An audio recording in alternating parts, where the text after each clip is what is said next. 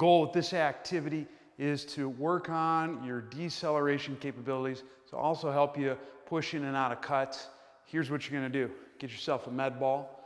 You're going to take the med ball. You want it to be kind of light, so that way you can throw it quickly. You're going to do 2 fake throws. First one is going to be to load into a cut. So for this, if I'm going to load into the right side, I'm going to have the ball right by my left ear. I'm going to do a quick step like this, chop, down, holding the ball here. So it's that.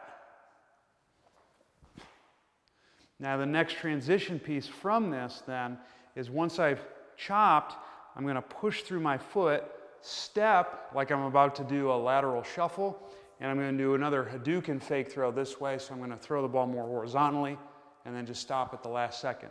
So that portion of the throw looks like this. With those two combined, the full thing will look like this. I'm going to start here, chop, throw.